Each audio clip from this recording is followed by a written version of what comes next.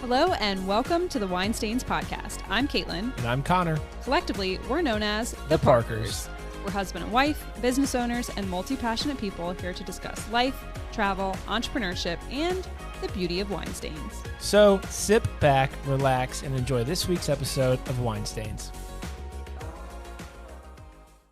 All right, Caitlin, how the heck did we get here? That is a great question. I'm going to blame the majority of it on you because you're the one that ordered a bunch of podcast equipment. I did. I got super excited about all of my new technology. And, well, I guess I wanted to start a podcast. I've wanted to start a podcast forever. You know, like that's been like a dream of mine. I've always wanted to be YouTube famous, Instagram famous, TikTok famous, just famous. Okay. Lies. I'm joking. No, I wanted to start a podcast for my business, but we were talking over dinner, I guess the night that this was recorded. And I think we had like an epiphany moment of, man, we could probably start our own podcast. And then we started brainstorming. And then before you know it, what happened? I mean, honestly, all I know is we rearranged our office for like the third time.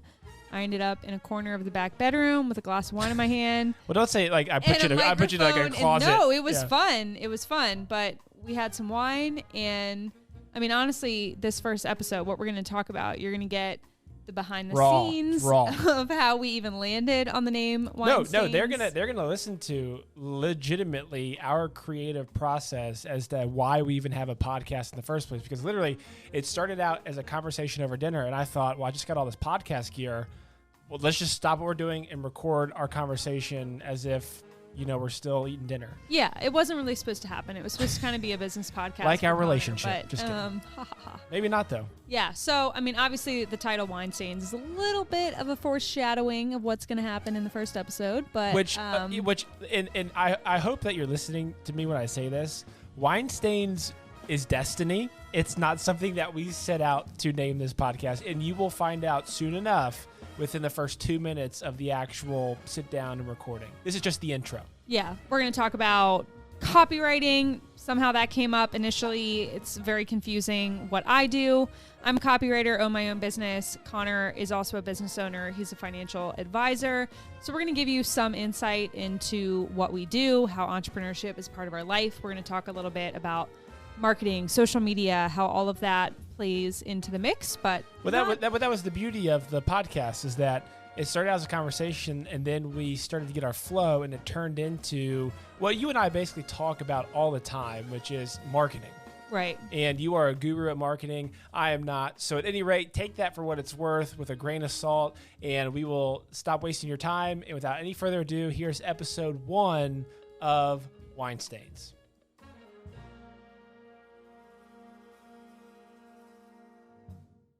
And he has Fireball now, so this is going to get good, everybody. Hi, Caitlin. What does it mean to be a copywriter? Because when I tell people you're a copywriter, they're like, so what you go to law school? I'm like, well, now I got to explain it to you like I know what I'm talking about, because I still sometimes don't even know what you do. Yeah. So copywriters work within the marketing industry. And, you know, think of your favorite taglines, jingles, all of that.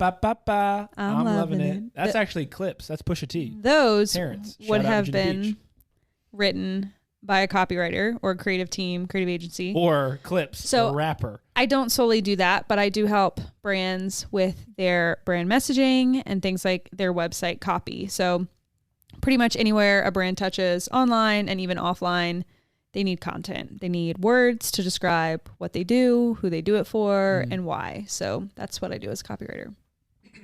So pretty vague and boring stuff. No, it's been very cool to see your business grow. And brand naming. I do a lot of that too. A lot of brand naming, a lot of brand strategizing. But yeah, I just tell people, it's like, I'm like so what's your wife? She's a copywriter. And then they're like, what's that? I'm like, well, I literally tell people, I'm like, you ever logged online and went to a website and like read the words on the website? Yeah, that's copy. And she writes that copy, but then I still feel like they look at me like, what? I'm like, you ever like, and then I fumble over my words, and it's like, all right. Yeah. See, I mean, that's cool. I'm like, no, she's really successful. I'm like, it's a crazy business that it's kind of like an underground thing. And like, who would have thought that you could It's funny you would say that because there's actually a club called the Copywriter Underground. Shout out Copywriter Underground. Well, it's by the Copywriter Club. And shout out Copywriter Club. There's some pretty cool people. So. Yeah, well, copywriters are cool people too. Copywriters need love too. That's why I married you. So anyways, we were literally sitting at the table eating ragu, and in this development stage of like, what would we even call a podcast if we were to sit down and talk about life stuff? And so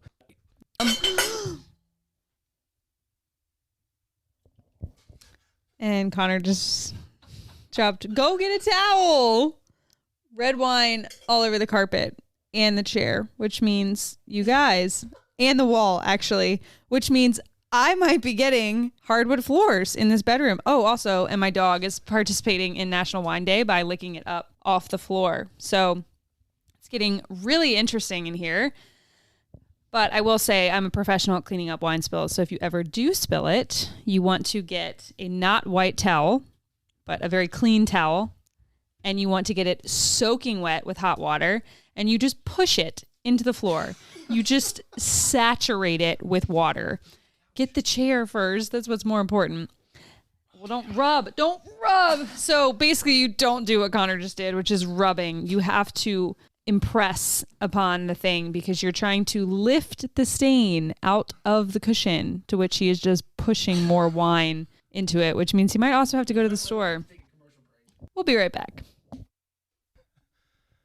And we're back. So, do you want to tell him what happened or should I? I am going to decline to comment, so I don't want this to be held against me. Big, clumsy booty just walked straight into the side table, offloading a full glass of red wine onto the white carpet. Shout out Cabernet Sauvignon for that dark red palette.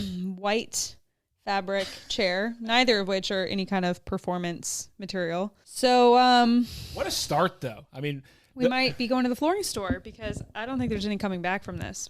But what a start to the podcast if this ever turns out to be something. And the only reason I got up was because Dodger was gnawing on a bone behind me.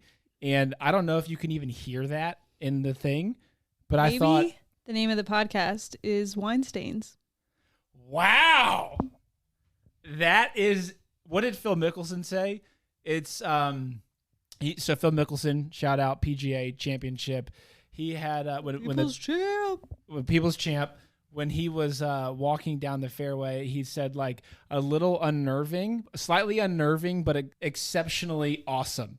That's the vibe that I just got when you said wine stains, because I'm not going to lie to you. Stains is like one of those words where people hear, and I feel like it's like the word moist for some people, like stains. Yeah. I think of Stainer from She's Out of My League, which is a funny movie. We actually saw TJ Miller is Stainer in that movie. We saw him at the Cantina place in Town Center.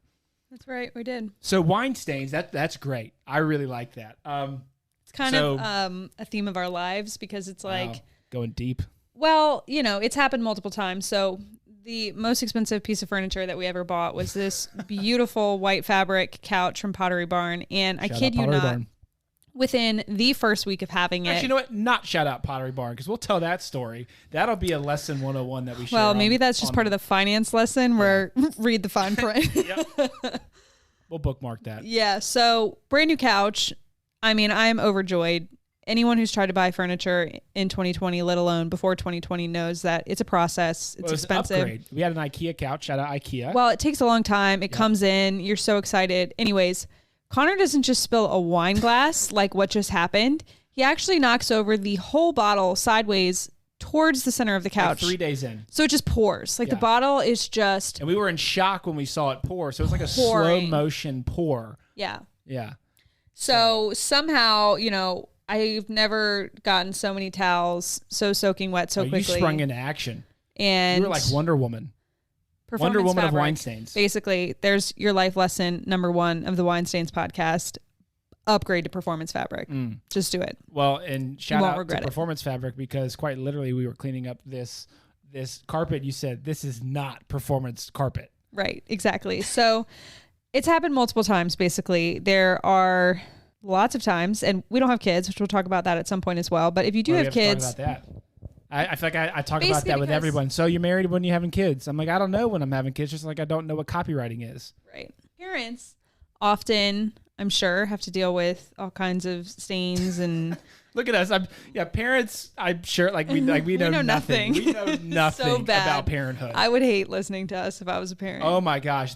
People you think your wine stain on a Tuesday night is bad? Try your toddler pooping in his bed at 5 a.m. But I think that just goes to show it's hard to know where other people are coming from until you've really walked in their shoes. So it goes for whether you have kids or if you don't have kids, the way that people with kids look at people without kids and the way that people without kids look at people with kids.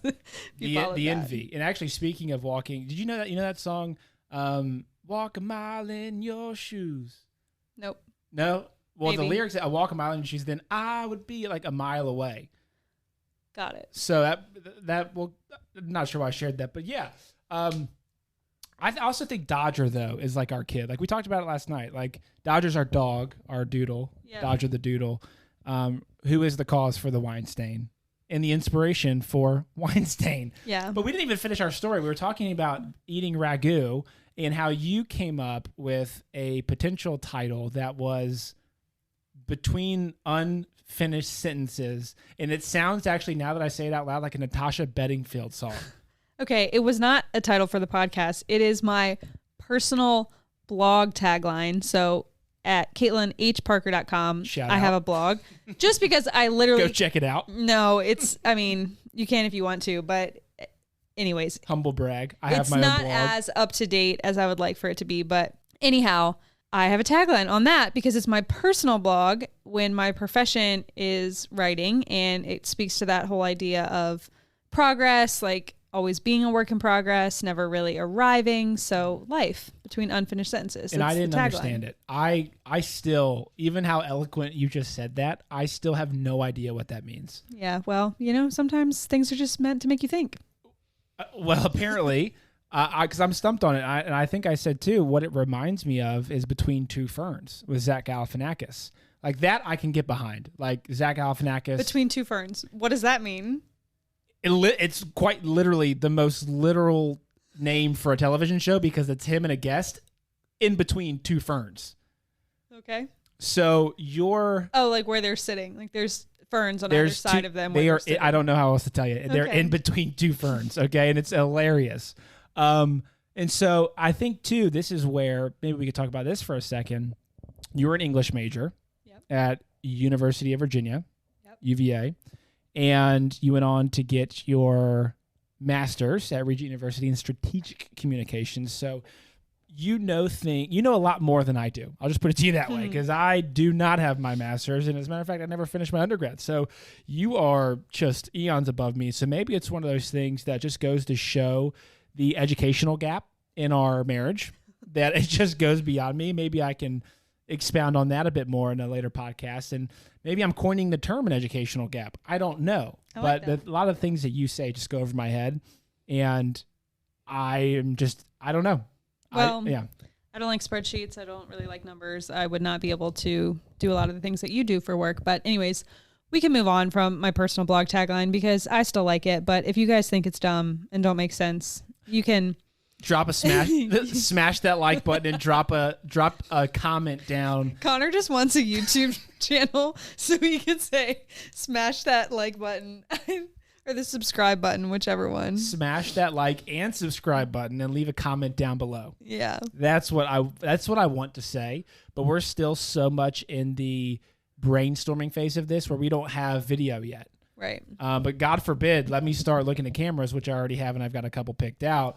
But I think that there's... I wish you got that wine spill on camera. Oh my gosh. Could you imagine? I think that would have gone viral. I saw the whole thing in slow motion. That would have gone viral.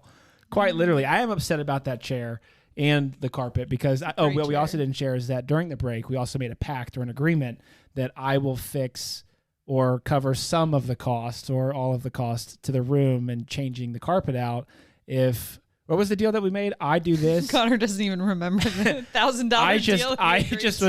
I was just in shock that happened and that you didn't. No, we just, as I'm sure a lot of married couples, families do, life is expensive. You have a lot of expenses. We fixed the upstairs AC unit. We had some landscaping done for helping with mulch. We have a trip coming up. We have needed new blinds in the main area. Like, in the whole house. Stuff adds up. And so sometimes you just look at each other and you're like, how are we doing this? Well, especially when you're not on a fixed income. Right. So with us being business owners, shout out entrepreneurship. Yeah, that was a little bit much. But with us being business owners, you know, we produce, or we're responsible for our paycheck, right? Where we don't have a set amount that's coming in every month. And so it can be really hard in budgeting for things, especially, you know, like when the landscaping pops up or when we got to fix the HVAC unit that aren't fixed expenses that we try to do our best in managing our cash flow throughout the month. So it can be stressful on top of, you know, you mentioned the trip that we've got coming up. You know, we've been married for 4 years, but I feel like all of your friends from college are like now in this like season of getting married where we were just a little, I guess, ahead of the curve now. And so we've got and they're all doing destination weddings. Yeah. Which is awesome because shout out Travel 2021. I'm really looking forward to that. And so here's also marriage. I've been doing a lot of shout outs today. Yeah. Everyone just like go ahead and take a sip of your wine every time. Yeah. That would be a fun drinking Connor game. says shout out. Shout out. Man, you might not make it. I don't even know how long we've been going, but you're not going to make it to this podcast if you take a drink every time I say shout out. So we're really looking forward to that. You know, the cost thing and budgeting as a joint business ownership thing, household can be tough and challenging. Yeah. So as a married couple, we do the whole combined bank account thing. So we do have a personal combined bank account. That you know of. I've got bank accounts. I'm joking. But we do also have 2 separate business accounts because that's just the way that you have to operate a business.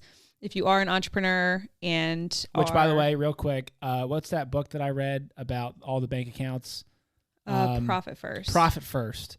I subscribe. I like the Profit First method in terms of if you have your own business and setting up different checking accounts for different things, operating expenses, taxes, income, profit. But I believe the guy's name is Mike something. I know he's got a weird last name. Mike Mikalowicz or something. Yes, Mike Mikalowicz. Don't quote us on that, but Profit First, great book, highly recommend. Yeah. So he does that. And then we do both work with a payroll company who pays us out at the end of the month. A payroll company? We're not sponsored yet. A payroll company. Payroll gotcha. company.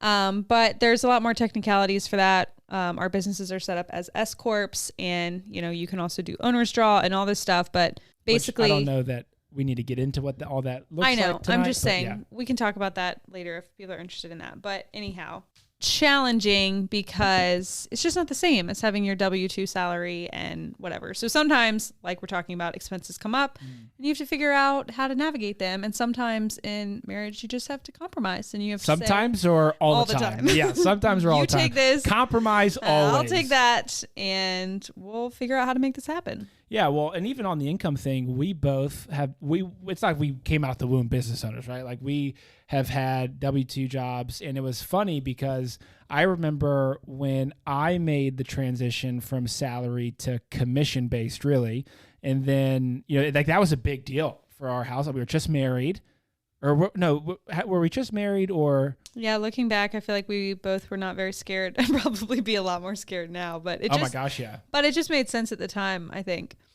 Yeah, and so, but what allowed me to be confident in making that leap, you know, going away from salary, being more commission based, was the fact that you had a W-2 job that really covered a lot of our living expenses, and it really gave me the runway to say, you know, we know what this opportunity could look like for you, but even if it doesn't work out the way that I want it to, or the way that we want it to, the bills are still going to be paid and lights are going to be kept on. Yeah. You had your W-2 and I went full time. And then after I'd been full time for almost a year. Wait, I went full time I went full time first. I went full time in May of 2019. That's right. You went full time in November of 2020. Yes. No. I started my own business, but before November 2019. Yeah. So I was just like 6 months or something ahead. Yeah. 6 or 8 months. So you were W-2, and then I had those kind humble of brag. 6 to 8 months to, but I go for it. I'd been to really go for it, but it wasn't like I left my full-time job and was like, oh, I'm going to start this today. Like I had an LLC and a business side hustle, if you will, for like 3 years or so. Do you think that helped you in gradually building up to, so like you maintain a full-time position at an agency or inside an agency model, W-2 employee, benefits, the whole nine.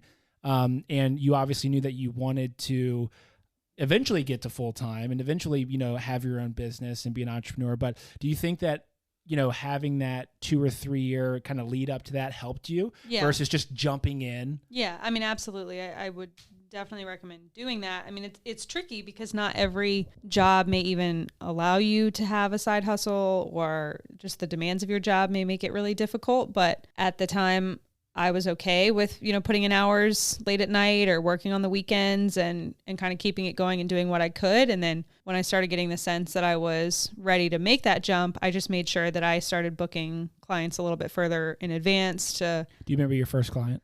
Your first, man, I can do this. I can do this full-time client.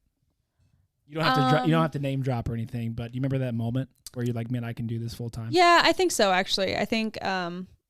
I remember my first client, but I also remember the first client booking that I was like, okay, if this is happening, then more are going to come. And I just bringing in kind of the faith aspect. I really did feel like I was not forcing it. And I felt like the clients were coming and they were somehow finding me. And I felt like God was really making it happen. So I had a lot of peace in terms of being able to make that decision because I wasn't stressing over it. And I was able to trust and rely on God to bring that to fruition, because I really felt like he had kind of put the idea on my heart in the first place. And you can't argue with that. What are you going to say? Well, God, no, I'm good. I guess you could. But no, that was a really cool thing to watch. And, when you talk about clients finding you, we often talk about this a lot in both of our businesses in terms of the different aspects of marketing. Right. For your business versus mine, you have been able to create this sort of cult following on Instagram and social media and haven't really had to put a lot of resources out, outside of time, monetary resources into the social media. And investing in branding and stuff like that, but more of an investment into the branding side than the marketing side, paid advertising. Yeah. And so it's just been really cool to see, the power of social media. And if you remain consistent in that, because I think a lot of entrepreneurs too, I'm going to start my own business. I'm going to get that Instagram account, buy that domain, and that fire that once burned so deeply inside you when you first started, after a couple of weeks of being like, man, I have to create an Instagram post every day. Forget that. I'm not doing that anymore. It's there's no immediate fruit from it. Right. And it's with a relatively small audience. From the time we're recording this, I still have under 6,000 followers. And okay, well... No, I'm saying we're talking about comparatively of people who... have hundreds of thousands, hundreds of thousands, or even just people who are successful in the online space that have 20,000, or even just over 10,000. That's kind of that benchmark to even be able to get verified. Is that the 10,000s to get verified? 10,000 is just basically gives you the swipe up, and it's just the swipe up, the cred of having the 5 figures or whatever. But maybe that's a podcast name, the swipe up. Yeah, seriously. But the point there is that you can be successful on Instagram or on social media or with a small business through a number of different channels, through consistency, nurturing the audience that you have. It's really not about quantity, but the quality of your followers. And when you're starting something, you may get some initial enthusiasm or excitement, people being like, oh, so cool, so excited for you, from your peers and people that know you. Yeah. But the important thing to realize is that steam runs out quick. Well, but people are watching and they're kind of waiting to see how long this is gonna last.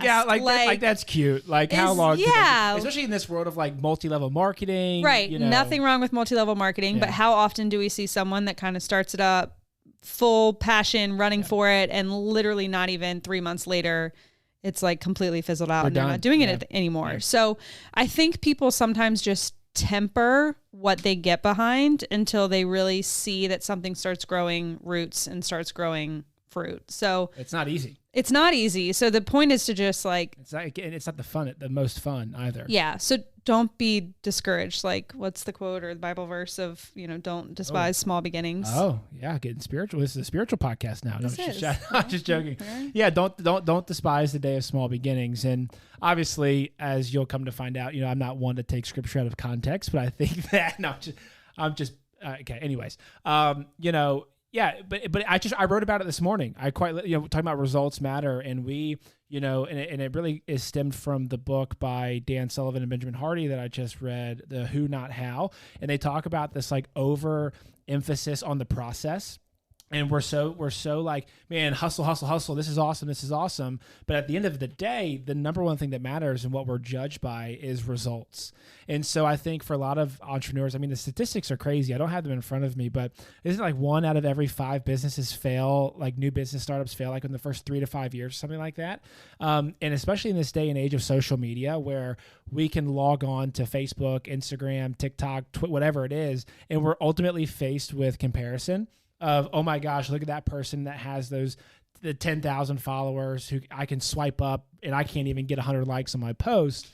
And I think social media has become this weird KPI or key performance indicator of a lot of businesses when I don't know that that's necessarily, like, I don't think it should be ranked as highly as we put it, Yeah. I have a few copywriter friends who have they don't really like social media and they've chosen not to really be on it. And they have multi-6-figure businesses that are super successful because social media. They maybe have a profile, but they don't keep up with it. They have a website presence that really kind of just verifies when they have word of mouth and people that land on their website, but they don't really put any effort or energy into social media whatsoever. So it is about finding in the copywriting space. Yeah, in the copywriting space. So it really is about like, or the creative space, I guess. Yeah. What works for you, where you kind of feel like you start gaining traction, and really like what platforms you even like. Oh my gosh. Creating content for. So many platforms out there. Yeah. And how do you know?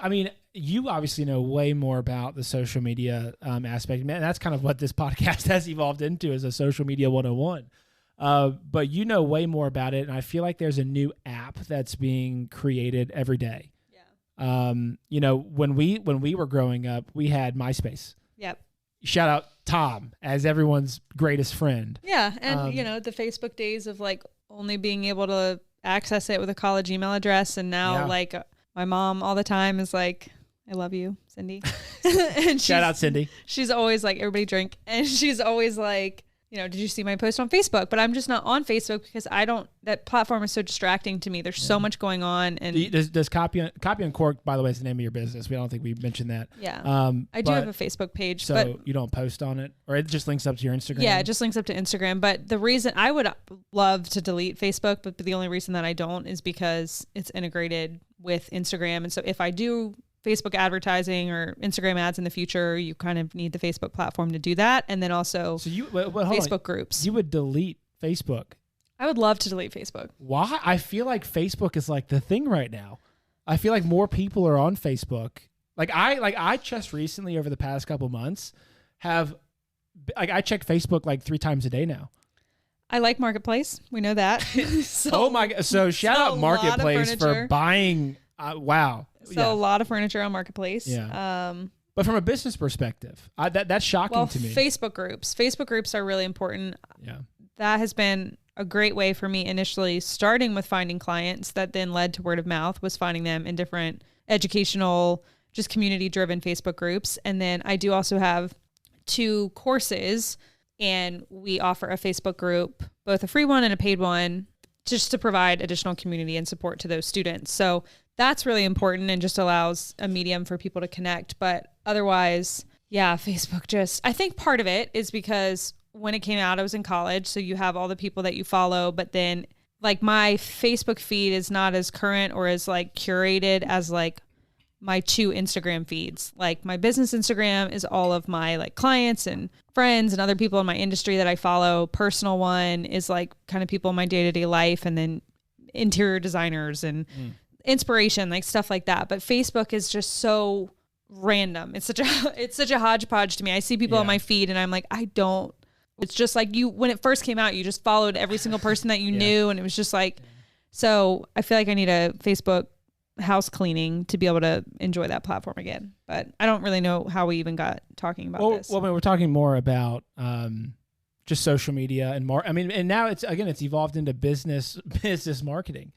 And I'm just shocked about the Facebook thing, because that's like and I guess a lot of it too is knowing your demographic, in terms of, okay, where are the people that I'm trying to work with spending the most time? And for me, my business has been really catered in the retirement planning space, and it's sort of evolved from that, in terms of being more approachable, and wanting to really blast out as much financial information and news, and really working with a different group of people. But, in terms of the retiree market, the statistics for like baby boomers, for example, are like, I don't know if this is true or not. Again, Dodger will fact check us, but like the number one demographic or on the rise that's using Facebook is the baby boomers. Yeah. I mean, I think Facebook is great for your demographic. Love it. For mine, and particularly more of my niche, my industry, it's a lot of highly visual people, very creative people. So Instagram makes the most sense. Pinterest is a huge winner because Pinterest is actually a search engine and not a social media platform. I know nothing about Pinterest. To me is when I literally the only time I use Pinterest, if I'm like looking for like a cool haircut, I'll go to Pinterest and be like, cool guy haircut. Or I make you for like all the design boards and things that we try to do. What was that last part? Design boards and things that we try to do for the house. Yeah, that's true. But I mostly use it for cool guy haircuts. And then I'll show the lady at Hair Cuttery, make me look like this. That's and then they awesome. look at me and they look at the picture of the guy that I show them, and they're like, it is going to require a lot more than a haircut. But at any rate, I've never thought of Pinterest as a marketing funnel. Oh my gosh, Pinterest is crazy. I literally had a Zoom call last week with a super cool couple that has a business in Tulum that Mexico. Wow, international. You're an international now. No, anyways. Viva la Mexico. We're going to you're going to Cancun. Cabo. Say what's you might be coming. What is the difference between Cancun and Cabo? And Tulum. I don't think anybody knows. Like the furthest west coast Mexico. What Cabo is? Very far down. Cabo. Like below Cabo San Lucas. Yeah, below California. San Diego. Yes. So that's where all the San Diegans go. LA, anyone. California people. That's where they vacation. All right, where's Cancun? I think it's more central. I've been, and I you don't don't even remember. So where's Tulum? Also don't know, but that's not the point. Anyways, where's Mexico City? That's where I want to know. The point is Pinterest. That I was on Pinterest looking for a bunch of stuff, saw one of their Pinterest graphics, captured my attention, thought it was super cool. What do they do? What industry? They're brand designers. So what does that mean? They design brands, logos. I'd be like, that would be like, yeah, sorry, that was a loud laugh. But like that. When you said brand designer, and I said, what is that? You said like they design brands. That'd be like sometimes the reverse works. Like I feel like that happens to me a lot. Like where you define the word, like yeah, I feel like that happened to us today. With what? With this kind of thing where it's like, what do they do? This and that. I'm like, what does that mean? You're like, well, that and this. Yeah. Well, Or like a copywriter. They write copy. Yeah.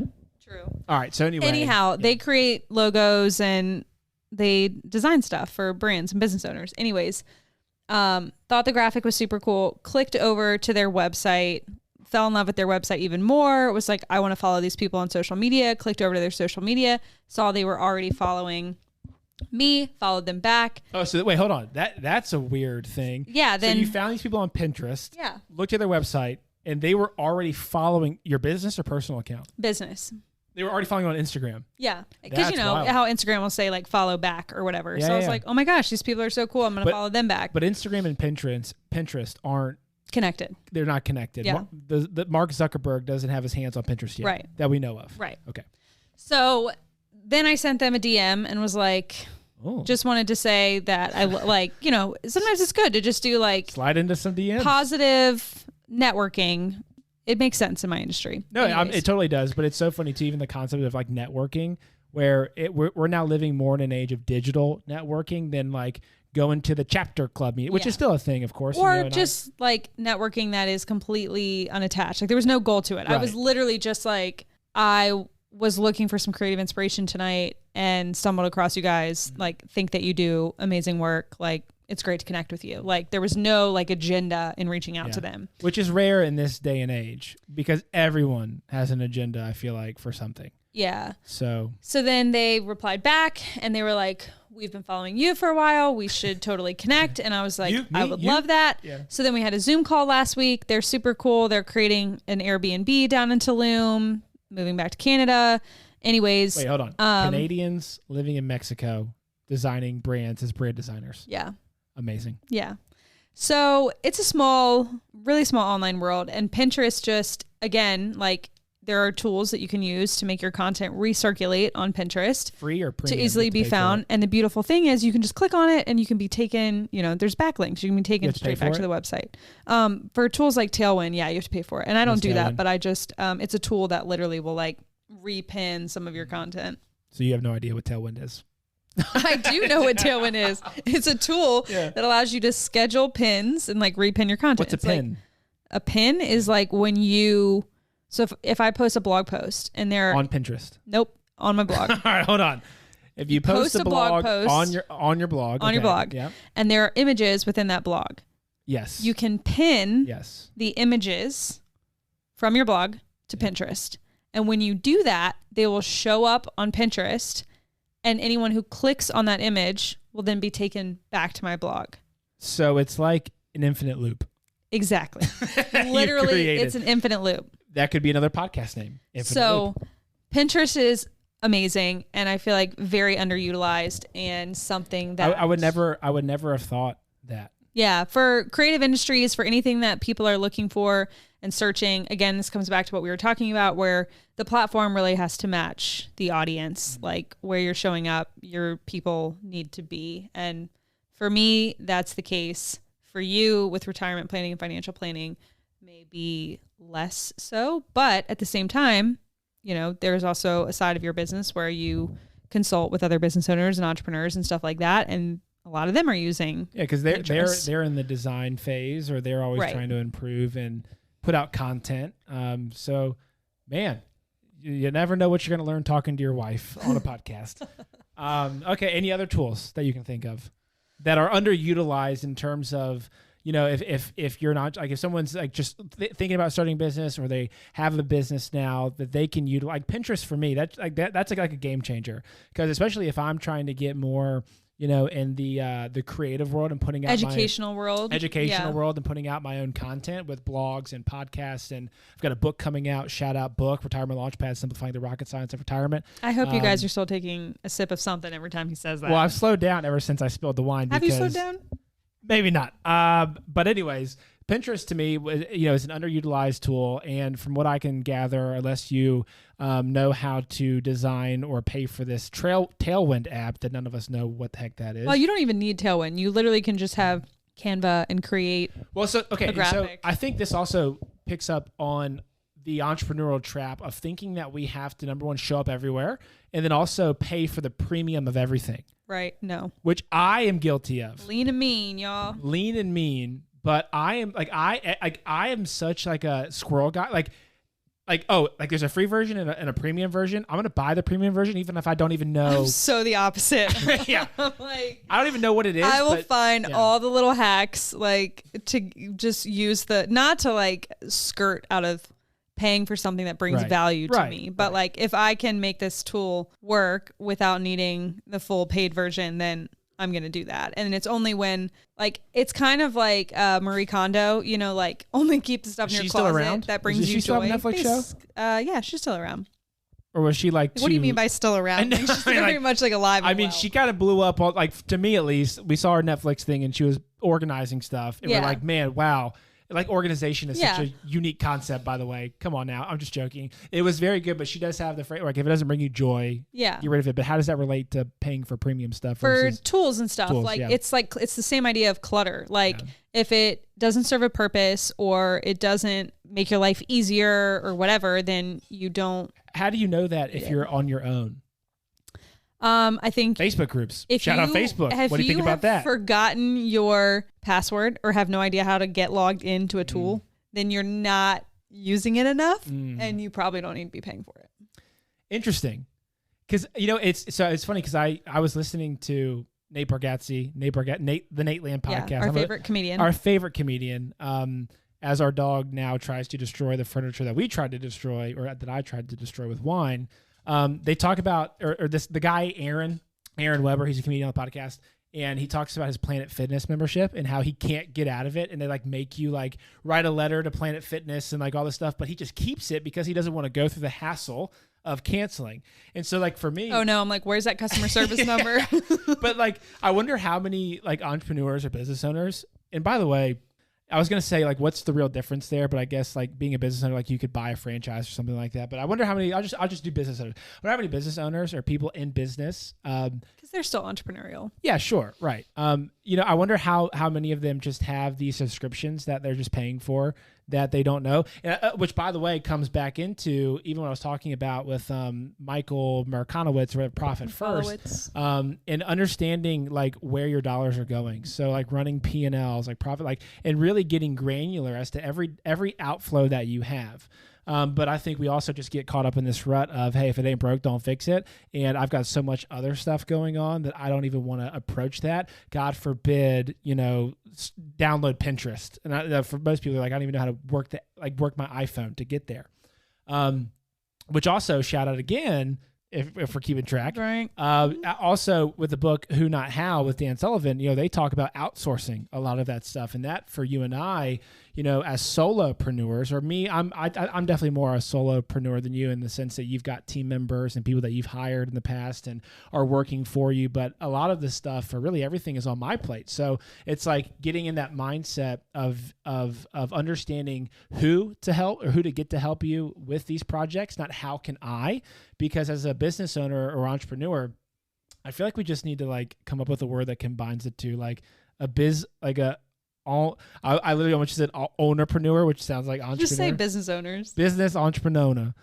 Oh my God. That, it's not trying to figure out how I can do this, because we've got so many things on our plate at any given moment. To add another how, and there's also in the book, what is it, the McKinsey method that I'm reading right now, that talks about McKinsey Consulting, where they actually, they got down into the math of it, where it's like every new problem creates like an exponential amount of time more to solve it than if you just outsourced it or something like that. It's crazy.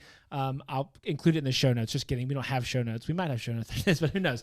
But it just goes to show, get a team. There's people out there that can help you with it. There's virtual assistants, like you're going through right now, and the value of a team to help outsource that. And this is typically the point where I've realized I've been talking for a long time and I've completely lost the point that I have no idea even what I'm talking about or how I got on this topic. So I just do like an abrupt stop. So one of my other favorite books is Essentialism, and his whole shtick is less but better. And so that has really been kind of a philosophy that I feel like I've tried to bring into how I manage, and the tools that I choose to subscribe to is having less of them, but better tools. So a course platform that I was using, it was cheaper, and I was like, this is great. But then I found that it wasn't integrating with my other tools. It was creating headaches. It was giving me hangups. So I upgraded to a more expensive tool, but that had more features. So anytime that I can kind of cancel something else to up level. Oh, so you subscribe to cancel culture. Good to know. No, cancel a software that is no longer meeting my needs of the business. Right. Don't subscribe to cancel. Yeah. No, that's good. So the whole less is more concept, and that's even less something. But better. Less but better. So that even side note is decisions that we've made in the clothes that we wear. Yeah. As of late, in terms of like less but better. Or I think Levi's even now has an ad out. That might be the name of their ad. Or buy less. There's a lot. I use a makeup brand called Merit, and they say less is more, which obviously like shout out Merit is not. I mean, I doubt they have that trademarked, because that is literally just like a known statement, but that doesn't matter. Concept. Yeah. And it's like what I have talked about within my copywriting business is it's less about sometimes having some revolutionary concept for your business and having something that resonates. So if what resonates with your audience is less is more, then that works and that's successful. It doesn't matter that people have heard it before. It's what they need to hear so you can continue saying it. No, that's a great point, because we were just talking about that. I feel like in terms of what was the exact tagline? It doesn't have to be revolutionary. It just has to resonate. It doesn't have to be revolutionary. It just has to resonate. And I think, man, if that doesn't sum up marketing, I don't know what does. You know, you think about like the biggest companies in the world and their taglines, like just do it, Nike. Yeah. 3 words that have revolutionized or not. Those 3 words, I'm sorry, that's also a tongue twister. It doesn't have to be revolutionary. It just has to resonate. It just has to resonate. So for Nike, it's like, just do it. Like everyone, yeah, just do it, man. It's like, suck it up, just do it. But that resonated with a culture, and their marketing behind those 3 words have impacted nations. Yeah. You know, they impacted the world. Right. Maybe it's Maybelline. You know, that's a bad maybe example. It is. That's a bad example. We could probably sit here and talk about bad taglines and good taglines and go on and on. But no, that was great. It doesn't have to be revolutionary. It just has to resonate. Find out where your audience is. Yeah. Cater. I mean. Yeah. Pick it up. Cater to what they need. Like, and you kind of get a feel for that. Like, these platforms have built-in free analytics. They will literally tell you which of your posts perform better than others that you can track and monitor over time. So it's not about trying to do all the things, which is something that I can be guilty of all the time. I'm an Enneagram type 3. Enneagram. That's going to be fun. That'll be fun for you and I to talk about, the Enneagram. Totally.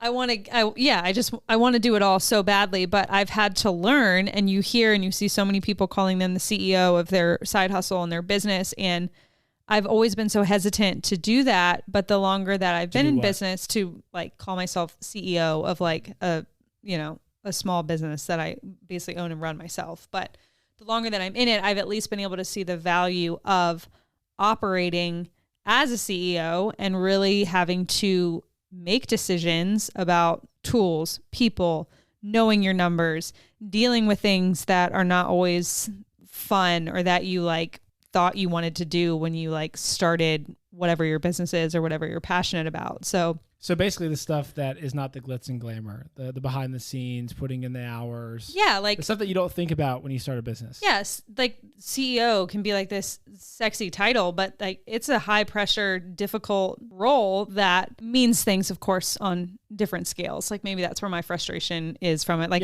me calling myself a CEO of Copy Uncorked is like not the same thing. Self-birth, self-given. But not the same thing as like the CEO of like Lululemon or something. Like just not the same thing. So and that all comes back to, of course, like business structure and it's mindset. It's mindset, but like I think it's so fun and easy. Like, and you have this sort of we talk about mindset. Like you have this mindset about you when you start your own business, where it's like, I am the CEO. Like I run this ship. You know what I'm saying? SHIP, did not cuss, ship. I run this ship. And like I think you're like, oh. Well, no, I hope I don't have CEO on my link. I might have CEO on my social media channels. And the more I think about it, like, because like that's a self-given thing. Like, you know, like anyone can start a business and be like a CEO, but it's like the sexy thing to call yourself. Or like founder, owner, yeah. Or like lead financial planner, or like I'll say lead copywriter, because I have other copywriters that like associate writers that work with me. Yeah. So I'll need to update all of my social media channels. Basically, I'm saying it's not a bad thing. I think it needs to be used with appropriate gravity. And if you're going to refer to yourself as that, I think it really does require having that switch take place in your mind where you're like, I'm not just doing the fun parts of this or the creative parts of this. Yeah, but even that, like the CEO isn't putting mail, like isn't dropping mail off at UPS. So like that's like another thing too, where it's like the CEO, their main job is vision. Right. And making sure that the ship runs smoothly. Exactly. That's more of what I'm getting to, is that what I have realized is, because I've almost been hesitant to call myself the CEO of my business, it has kept me in not operating as such, to where I have failed to be able to have the appropriate vision or mental capacity to make high level decisions and to notice when the business plan needs to change or certain things within like the operating structure. Those are CEO type decisions that if you're not creating the systems, the structure, the foundation to be able to do that, you're going to have a hard time making those decisions, and your business isn't going to move forward and excel as quickly as you would like. So I'm not against calling yourself the CEO of your business. Yeah. Shout out all the CEOs. I'm more so coming at it from like this revelation and this realization of what that truly means. Or the brevity. Or the brevity or gravity? The gravity. What is brevity? Brevity is like brief, like short. Oh. Concise. Brevity, I think of a breve latte. Is it a breve latte with cream? Breve, yeah. Yeah. Different than brevity. I'll take a brevity latte, Language. please.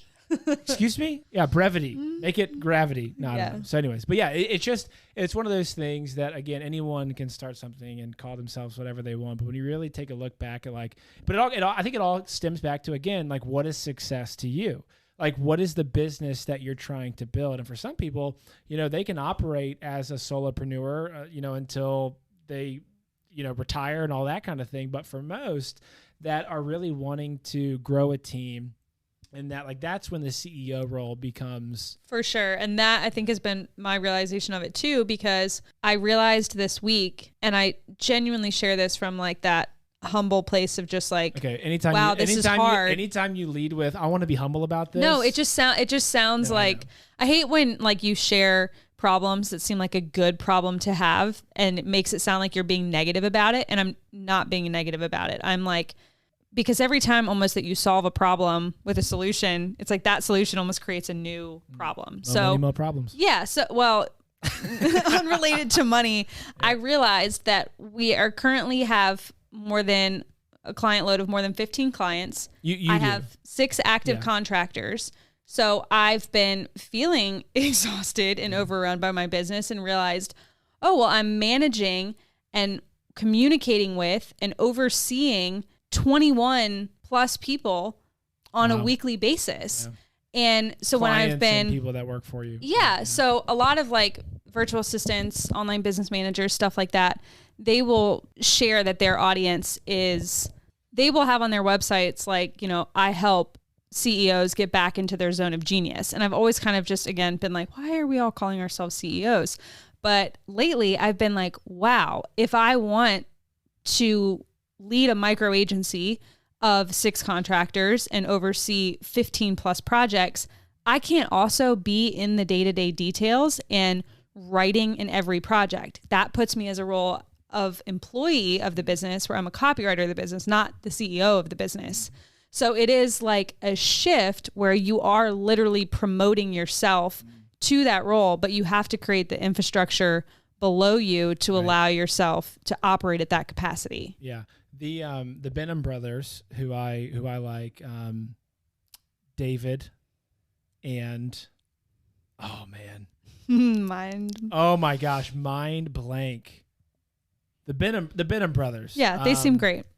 Man, why can't I think, I'm just on the spot right now. Now that's going to drive me crazy, but man, I thought I had it. No, I don't. Okay. So anyway, the Benham brothers, they talk about, expert ownership, or, and that's the course that they have, that I've taken and all that, but they talk about, going from an entrepreneur to a solopreneur.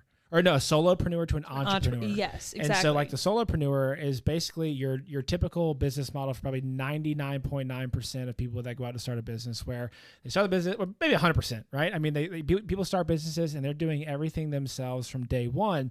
And if they go somewhere, the business can't operate essentially without them. And so making that move from a solopreneur, getting the right team involved, really becoming an entrepreneur. And then there's one other level above that, I believe, which you'll have to just go and buy their course. David, oh my gosh, what is the brother's name? Oh my gosh. Just go to benandbrothers.com and you guys can figure it out. David and Michael? No, David and, okay, oh my gosh, it's going to drive me crazy. But that's a great point. Yeah. But buy their course and you'll figure out the next level. But it's all about creating the structure and freedom and allowing your business to run without you. And if we were to take a poll, and if people are really being honest with themselves, most businesses cannot run, at least within the first 3 to 5 years, maybe sooner than that, but probably the first 3 to 5 years, without the founder really being involved in, a majority of the day-to-day operations. Yes. And it is probably longer than that, actually. That's being generous, 3 to 5 years. Yeah. And it's totally a choice. You can definitely operate at the solopreneur level, and that is a beautiful and profitable way to run a business. There's absolutely nothing wrong with that. But if your ambitions are to go higher than that, to build a team, to create David and Jason. There you go, everybody. Wow. Sorry, guys. Then it does require that shift. So again, it kind of comes back to what is the business model? Like what's your goal? What is the vision for how you want to run and operate this being that you've created? This entity. Yeah, this entity that you've created. And that's going to determine what your role is within it, whether that is the solopreneur, the creative, the specialist, or if that is the CEO, that is the visionary that's leading the ship forward, that's managing. Like that comes with a whole new set of territory. So it's just important to get really clear on what you want and what you think something is versus what it actually is, and not like romanticizing something when it entails a whole different set of responsibilities that maybe you didn't even sign up for. Wow. That's exactly what I say. That's what I tell people when they ask me about this topic. But man, I think we've covered a lot tonight. I mean, I think that's a good place to land the plane of this thing called either I almost said wet stains. Like this thing called wet stains, wine stains. Also, wine stains, like you spill wine and you have to figure out how to clean it up. Okay, that's life. You literally just did the same thing of like the brand strategist. What do they do? They strategize for brands. You like literally, it's like wine stains. It's like a stain of wine. Sometimes saying it a slightly different way is enough to create a light bulb moment for people. Wow, another profound saying by Kaitlyn Parker. But quickly, 3 bullet points on marketing, Kaitlyn. Show up where... Wait, is this one? Yes, number one.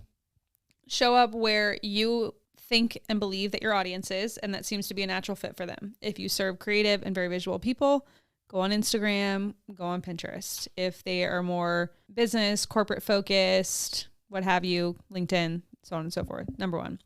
Number 2, I would say consistency. Don't be discouraged when you don't see massive results right away. Just keep creating, trust the process, follow the strategy, check the results and analytics, monitor them, track them, compare month to month, year to year. Number 3, I would say, I don't even think this is something that we talked about, but just focusing on clarity and really understanding what the wants, needs, and desires of the community that you serve are, and doing the best that you can to speak to those on a regular basis. Man, I just put you on the spot and you hit it out of the park. Thank you. That was nerve-wracking. I could see it, man. Your mind was, the wheels were turning. Like, I got 3 points to change the world. And if I don't do this, something bad's going to happen. What is that game that people play? It's like, okay, there's a button, or like the psychological game, like there's a button in front of you. Okay. You press the button and I'm going to give you $100 million. However, at the same time, someone somewhere in the world is going to die. Are you going to press that button? I literally just got so nervous that I don't think I was even able to process what you were asking me. I just heard someone's going to die and I was froze. All right. So we'll leave that. Someone asked me if I knew what conundrum was today, which I thought was funny. I'm like, yeah, I know what conundrum is. So does that classify as a conundrum? You would be in a conundrum. Yeah. Because on one hand, you want $100 million, but on the other hand. See, I didn't even hear $100 million. I just heard, so does that change things? So, all right. So does that change things for you? No, I'm still concerned with the person that might die. That was a test and you passed. This is a podcast. Maybe it's just called The Podcast. I don't know. Whatever it comes out to be. This is our first go at it. Thank you guys for listening in. Man, if they made it this far. Yeah, I'm impressed. I'm impressed. I mean, if they took that shot game to heart, that was a fun night. I feel it was National Wine Day. And it was National Wine Day. Speaking of which, we should actually go clean the wine stains off the floor now. They still are there. But what did we drink tonight? So National Wine Day, let's give a shout out to the wine that we drank tonight. That was Imagery Cabernet Sauvignon from California, 2019. I don't know. Every time I say California, I just want to talk about that. Shout out Californians, SNL. Connor struggles with C's, which is unfortunate. Yeah, that would be like name starts with one. No, I don't struggle with C's. I struggle with yeah. His name. So check it out. Ready? So I'm just gonna say, ask me to say, what's your first and last name? Just ask me that. What's your first and last name? Connor Parker. Did you see that though in my throat? Like on the ers, I dropped down an octave, and it sounds like I'm a dog with peanut butter. I can't say peanut butter in my mouth. All right, so shout out Imagery. Maybe that's just something that we do. We have a new bottle of wine every time we get together, and I like that. Create a curated wine list because wine is good. Wine is the beverage of life. Wow. wine, if you're listening, you do not have permission to use that. Thank you so much for listening. That is it. That was a good exit, and we're just going to leave it at that. See y'all next time. Man, isn't it so awkward, like goodbyes? You won't see us. You'll hear us. Maybe they might see us. Later. I've got cameras on Amazon. I'm known for the abrupt silence.